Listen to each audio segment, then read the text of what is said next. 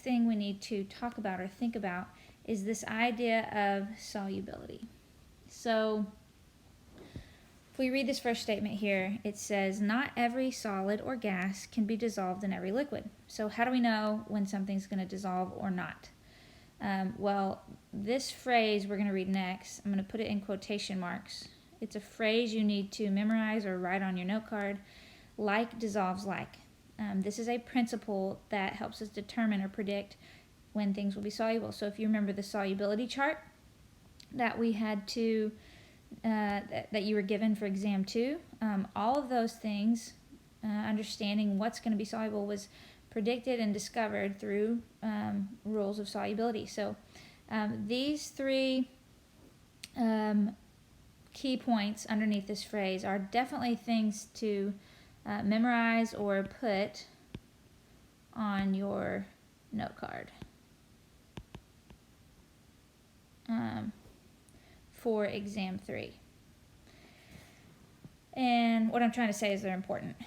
I actually don't know how the note card thing is going to work out with everything being electronic. So we'll see if we do a note card still or not. But anyways, let's read the first one. It says polar, and I put and ionic. I think that is an update I made. You may not have it on your slides, but polar and ionic solutes will dissolve in polar solvents. So an example is salt and water. Salt, we know, is an ionic compound. Okay, water is a polar solvent. So these things will mix. That means, on the other hand of that, nonpolar solutes will dissolve in nonpolar solvents. The good example there is oil and gasoline. They mix because they're both nonpolar. And then lastly, if these first two things are true, then the third thing is true. It says polar solutes do not dissolve in nonpolar solvents. Okay, so oil and water, we know they don't mix. Or if you've ever tried to make your own salad dressing, okay, in salad dressing you usually have like a vinegar layer, and vinegar is a polar substance. You usually have an olive oil or some kind of oil layer. If you let that type of salad dressing sit, you will see two distinct layers.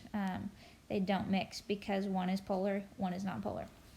But to give you a better visual, let's look at this figure down here. Let me first read this statement right here. A solid will dissolve in a liquid when the solute-solvent intermolecular forces, okay, this is chapter 8 term, when the intermolecular forces are similar to the solute-solute intermolecular forces and solvent-solvent intermolecular forces. So I'm going to abbreviate this phrase as IMF, intermolecular forces.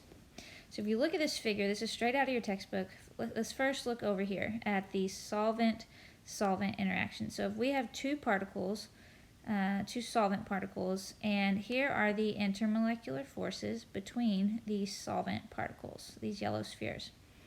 They're red dotted lines. Okay, so now if you look at the other side of this arrow, the intermolecular forces between our green hexagons, which symbolize our solute particles, are also red dotted lines. So what the figure is trying to indicate to you is that these red dotted lines mean there are similar kinds of intermolecular forces between our solute particles and between our solvent particles. And if that's the case, what this phrase up right above the figure means is that you'll get something like this, what the arrow's pointing to. The solvent particles and the solute particles will mix or will interact, and that solute will dissolve in that particular solvent.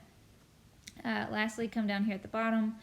When you have two liquids that will mix together, we say they're miscible. When two liquids will be soluble because of their intermolecular forces, we say those liquids are miscible. So that's just a little vocabulary word to know what are miscible liquids. They're liquids that can mix together. Okay, so just to check our understanding here, let's practice these three things. So feel free to pause the video now before I go on explaining and actually predict it yourself. I'm going to draw out the Lewis structures, and identify our the first particle or the first molecule as polar or nonpolar, and then I'm going to look at the second thing, which is the solvent, identify it as polar or nonpolar, and then I'm going to make a prediction about will it dissolve or not. So I encourage you to do it on your own first and then see if you're right, but here we go. So we have number 1, CH4 carbon tetrachloride in water. So I'm going to draw the Lewis structure for carbon tetrachloride, which is going to be a carbon with 4 hydrogens single bonded. All right, now let's decide, is this molecule polar or nonpolar? Well, we know carbon-hydrogen bonds are nonpolar, and that's the only type of bond we have in this molecule, so this solute would be nonpolar. Okay, we know water looks like this, and if we had the electronegativity chart, you could go check that chart. It's in chapter 4, but the hydrogen-oxygen bond is polar, and so water is a polar molecule, especially because of these electron clouds here. We have a permanent dipole pointing towards the electron clouds, and these hydrogens would be positively polarized. So this is definitely a polar molecule, which means our solvent is polar and our solute is nonpolar.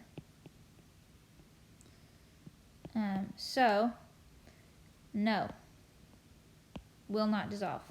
Okay, let's look at the next one. We have magnesium chloride and acetic acid. Okay, so magnesium chloride, without even drawing it, we should be able to identify this as ionic. Okay, we really didn't draw Lewis structures for ionic compounds. We really only draw Lewis structures for covalent compounds. So because our solute here is ionic, let's now look at our solvent, acetic acid. We will draw a Lewis structure for this. So we have 2 carbons. So I'm going to go ahead and connect those carbons. We'll have 3 hydrogens on this first carbon, and then we'll put an oxygen here with 2 lone pairs because we've got 2 oxygens we've got to account for. And then what I do know about acetic acid is that we have to have an OH group. A hydrogen, this hydrogen right here, has to be connected to one of these oxygens. So when you draw the full Lewis structure of acetic acid, here's what it looks like. And this molecule definitely has a permanent dipole. If we draw an arrow in, it'll be pointing towards these very electronegative oxygens, and that makes this a polar solvent. Okay, so ionic solute, polar solvent, definitely these will dissolve. All right, we'll get a solution. Lastly, we have CH2Cl2. This particular molecule right here is actually known as methylene chloride. You don't need to know the name of that, but anyways, we can draw methylene chloride. So, oh, I think I'm missing a carbon here. I think it should be, no, I'm not. We're good. 1 carbon. Okay, and then we have a hydrogen and a chlorine, lone pairs, and a chlorine with lone pairs. Okay, you could have drawn it another way. You could put the chlorines and the hydrogens around the carbon in any order that you want. Now we need to decide, is this molecule polar or nonpolar? And if you notice, it does have a plane of symmetry. Okay, it's kind of a diagonal one right here, plane of symmetry. Okay, and then across that line, both sides are the same. So what happens when you have a plane of symmetry is that any polarity cancels out. So this is a non-polar solute.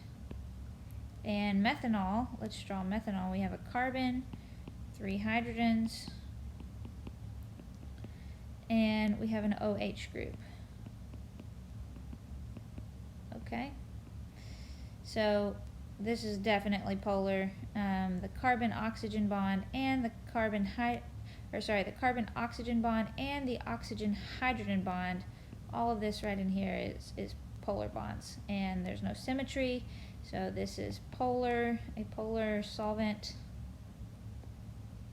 Okay, so non-polar solute, polar solvent, we will not get a solution. These will not dissolve. Okay, so I wanted to practice something like this to get you thinking and understanding how you need to assess or analyze solubility. If I give you a solute particle and a solvent, how to go about saying, okay, will these dissolve or not? So before we move on, one last thing I wanted to do is I want you to become